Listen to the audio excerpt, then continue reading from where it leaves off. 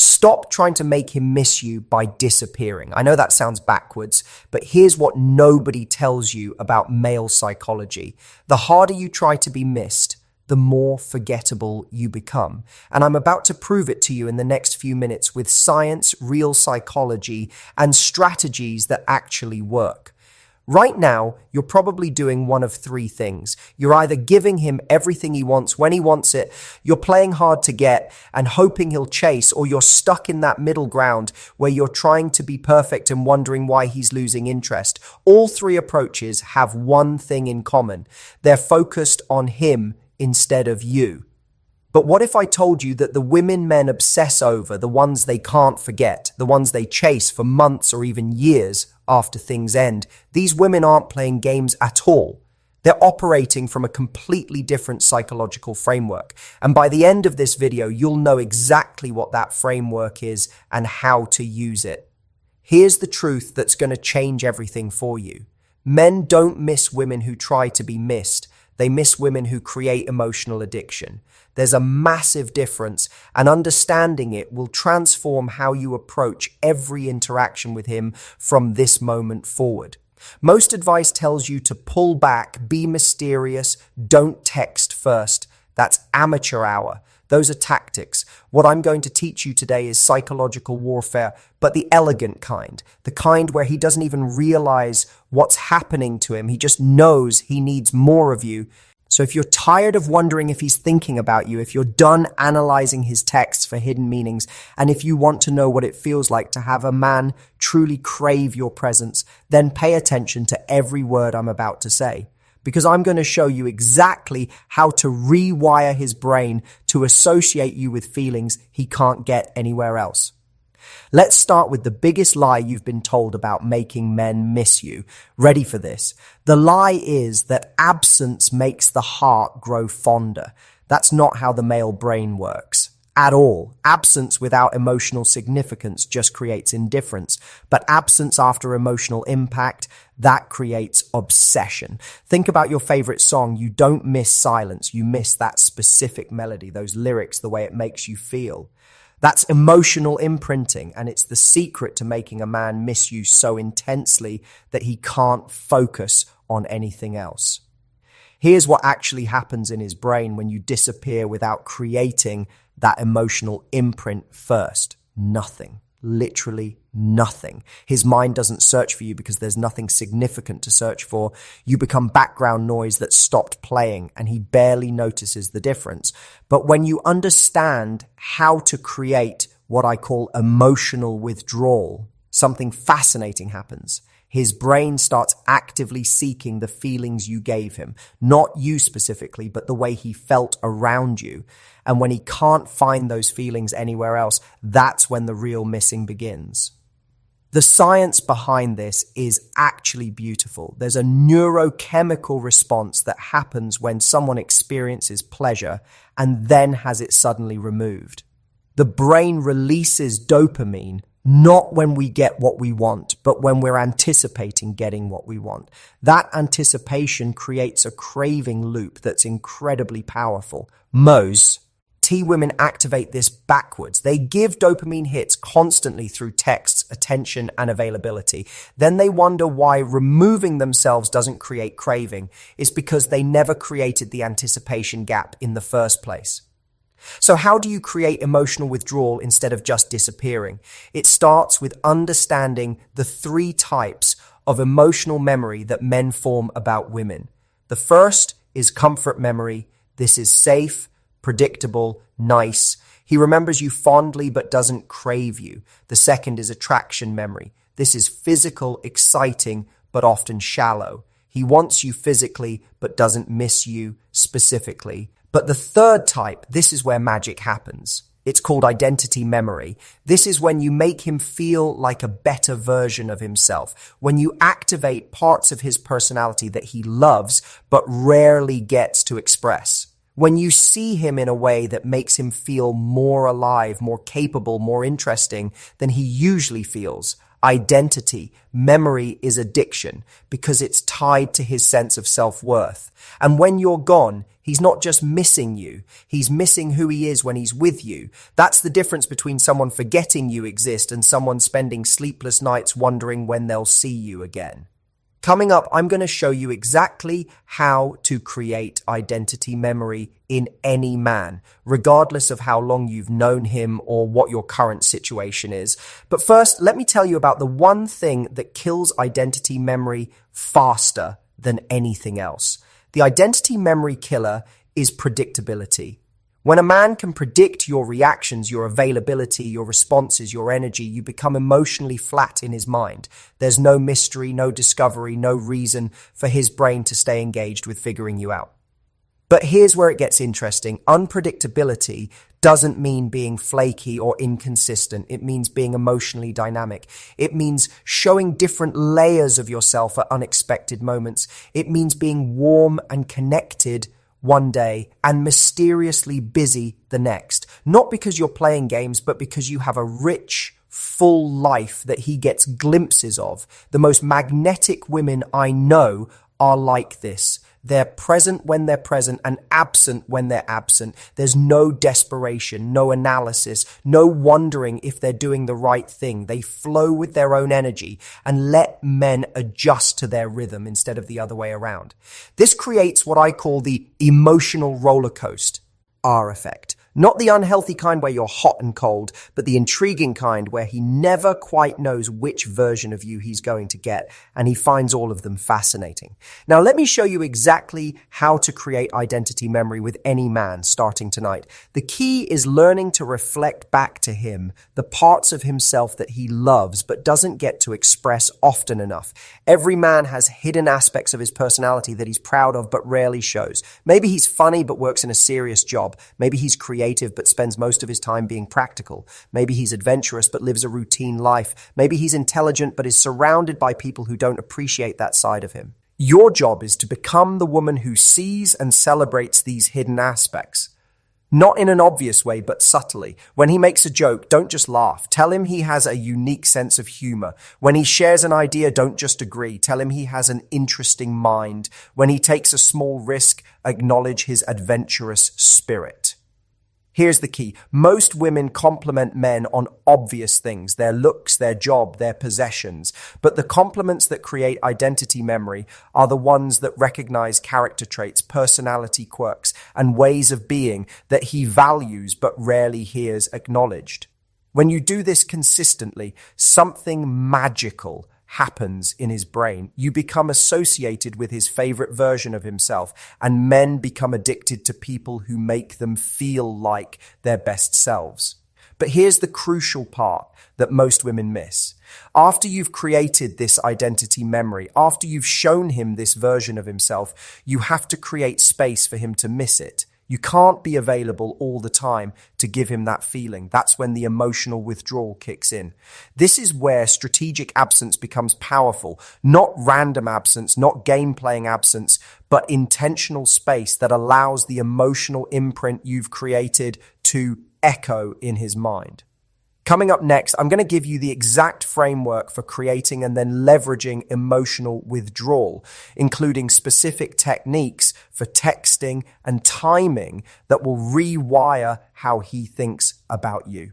Let's talk about the art of strategic presence and absence. This isn't about disappearing randomly or playing hard to get. This is about understanding emotional rhythm and using it to create a psychological pull that's almost impossible to resist. Here's the framework. I call it the peak and valley method. You create emotional peaks through meaningful connection, then valleys too. Through strategic absence, the contrast between these two states is what creates the craving. During peak moments, you're fully present, you're engaged, you're showing that hidden part of yourself, you're reflecting back his best qualities, you're creating emotional depth. These don't have to be long interactions. Sometimes the most powerful peaks are brief but intense moments of connection.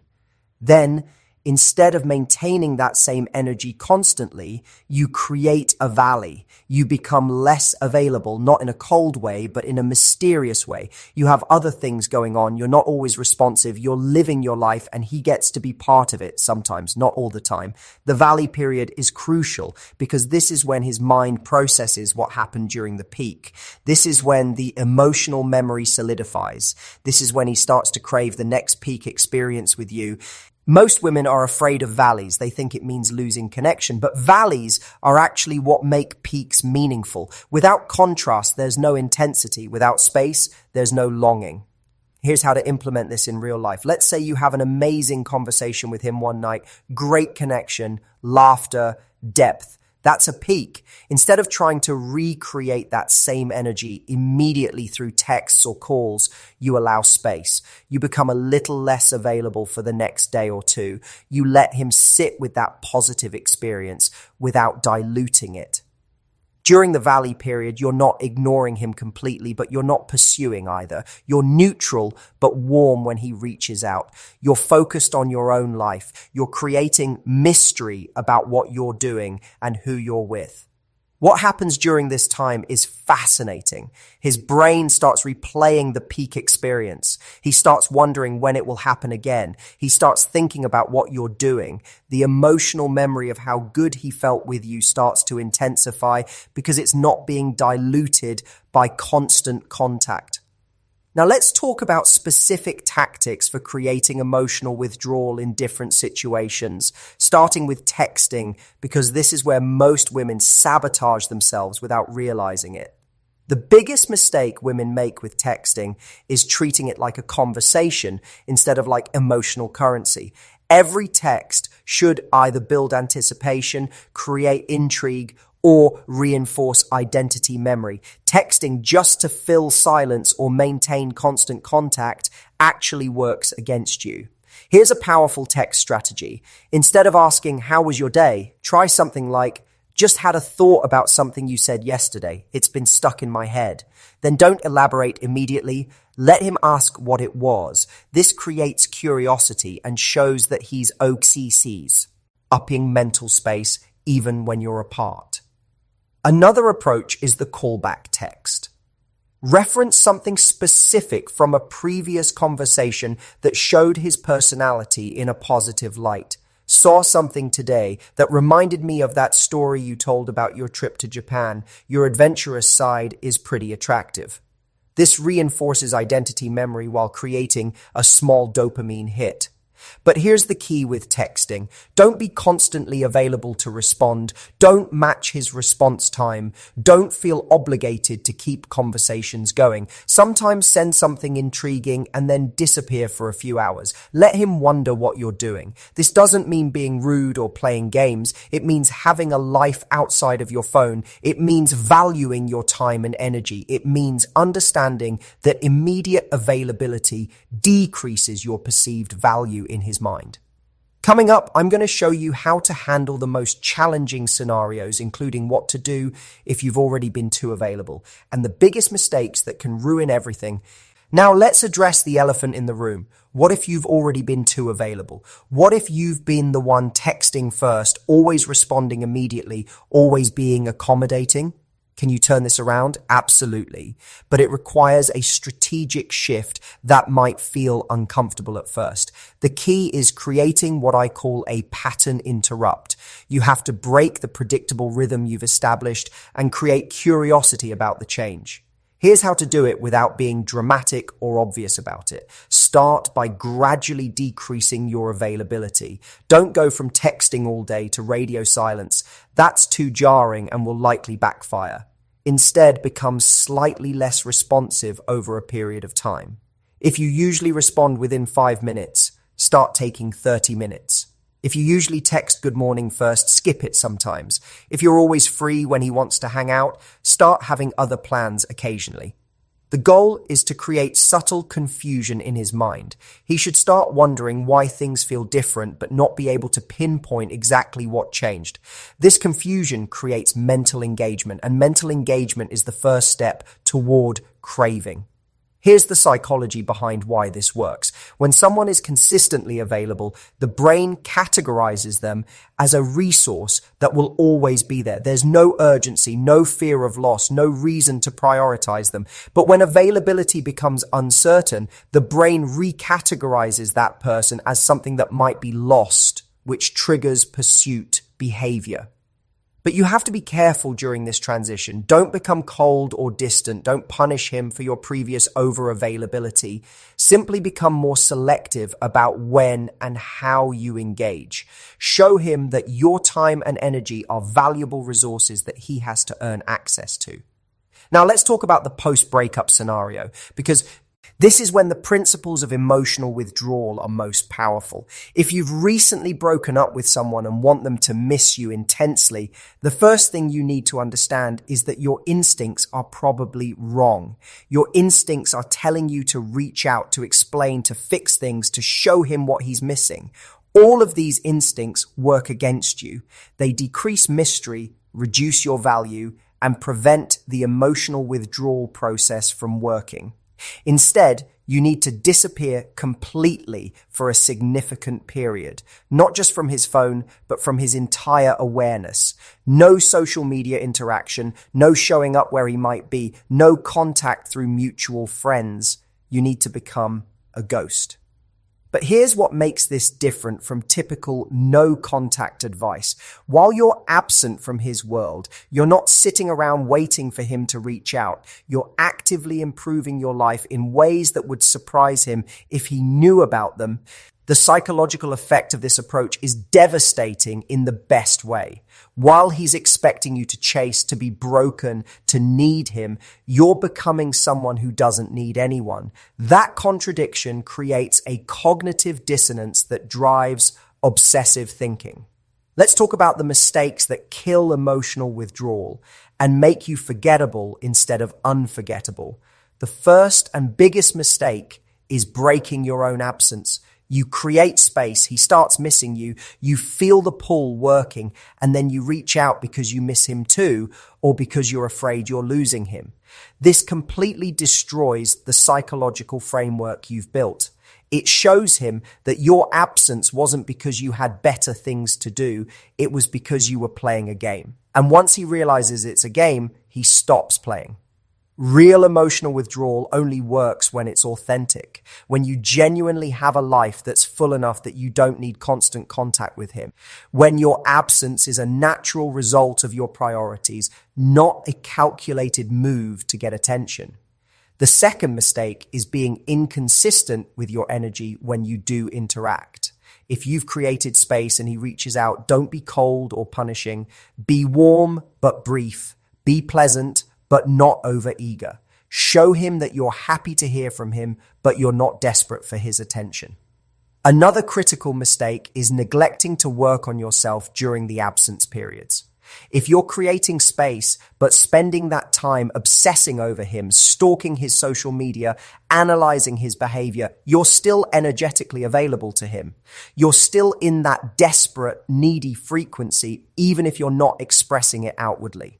The most magnetic women use their alone time to become more interesting, more confident, more fulfilled. They pursue hobbies, build friendships, advance their careers, improve their health, explore new interests. When they do reconnect, they're genuinely more attractive because they've been growing. Now let's talk about the mindset that makes all of this effortless instead of exhausting. The women who naturally inspire obsession don't think about inspiring obsession. They think about living well. They think about honoring their own needs. They think about building a life that's so fulfilling that any man who wants to be part of it has to bring significant value. This mindset shift changes everything. Instead of asking, how do I make him miss me? You start asking, how do I create a life that's so amazing that anyone would miss being part of it? Instead of focusing on his behavior, you focus on your own growth. When you operate from this mindset, emotional withdrawal becomes natural. You're not available all the time because you have important things to do. You don't text constantly because you have other sources of fulfillment. You don't chase because you're not coming from a place of lack. This authentic self-focus creates the most powerful form of attraction because it's not needy or manipulative, it's simply magnetic. Men are drawn to women who are genuinely content with their own lives because that contentment is rare and attractive. Let's create your action plan for becoming the woman he can't forget. This isn't about following rules blindly, it's about understanding the principles and adapting them to your specific situation. Step 1 is immediate pattern disruption if you've been too available. Starting today, reduce your response time by 50%. If you usually text back in 5 minutes, take 10. If you usually respond immediately, wait an hour. This small change will create immediate curiosity without being dramatic. Step 2 is energy audit. Look at your last week of interactions with him. How much of your emotional energy went toward him versus toward your own life and goals? The ratio should be no more than 30% toward him, 70% toward yourself. If it's skewed the other direction, you have work to do. Step 3 is creating peak experiences. The next time you interact with him, focus entirely on creating emotional depth. Ask him questions that reveal his personality. Share something genuine about yourself. Make him laugh. Create a moment that stands out from typical interactions. Step 4 is strategic absence. After creating that peak experience, become less available for 48 to 72 hours. Don't initiate contact. Focus on your own life. Let him sit with that positive experience without diluting it. Step 5 is consistent implementation. This isn't a one-time strategy. It's a new way of operating. Continue the peak and valley rhythm. Continue prioritizing your own life. Continue being selective about when and how you engage. What if he doesn't respond the way you hope? This is crucial to understand. Not every man will respond to emotional withdrawal, and that's actually valuable information. If someone doesn't miss you when you're not constantly available, it means the connection wasn't as deep as you thought it was. Don't take this personally. Some people are just not compatible with you energetically. Some men prefer women who are always available because it's easier and requires less effort on their part. These are not the men you want. Anyway, the right man for you will respond to your increased self-respect and selectivity by stepping up his own game. He'll become more intentional about spending time with you. He'll be more present when you are together. He'll start valuing access to you because he realizes it's not guaranteed. Remember, the goal isn't to manipulate someone into wanting you. The goal is to present the most attractive version of yourself, which is a woman who values herself enough to have boundaries and standards. So yes, I've given you specific strategies for creating emotional withdrawal and making men miss you. But the real magic happens when you use these strategies to reconnect with your own power and worth. When you remember that you're not trying to convince anyone to want you, you're simply being selective about who gets access to the amazing woman you already are.